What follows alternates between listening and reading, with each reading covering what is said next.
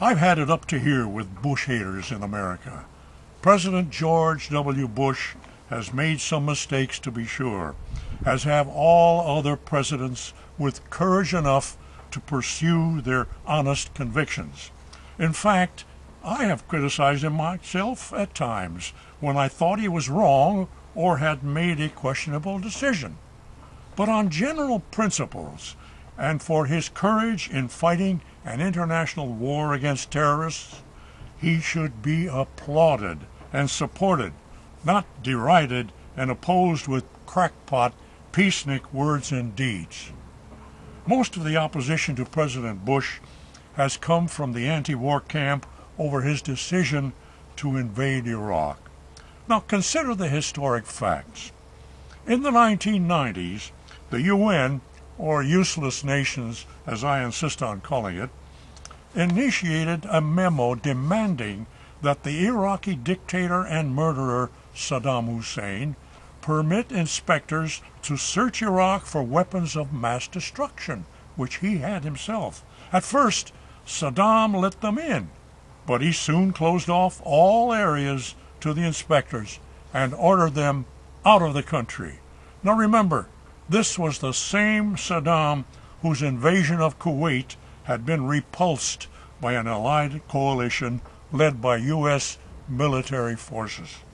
It was obvious that the Kuwait invasion was the major first step in the Iraqi dictator's scheme to control the entire Middle East and to go to war against Israel.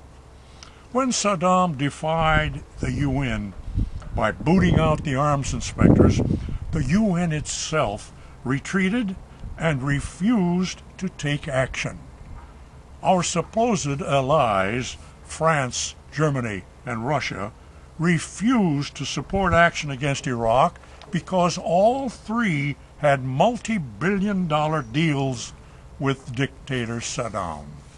So, we had to go it alone among the major powers. Now, fortunately, 40 other nations joined us as President Bush ordered the Allied force to invade Iraq.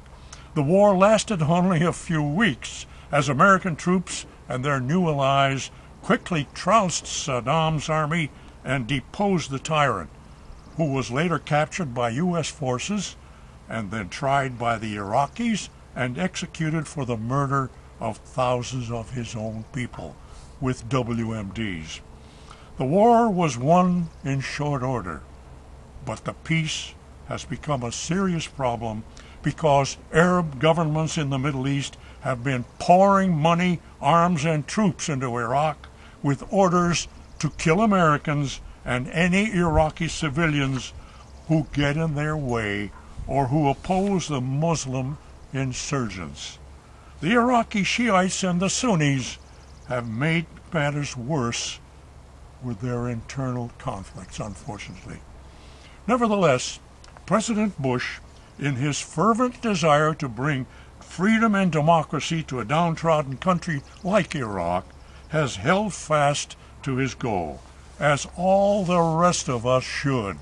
After all, now get this, what greater gift can a major power like the U.S.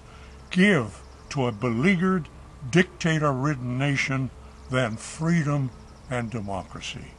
It is to the eternal shame of the print and broadcast news media that they have failed to support President Bush in his humanitarian effort, which should be the effort of all Americans who are anxious to bring to all other nations the same freedom that we have enjoyed in the U.S. for more than 2 centuries.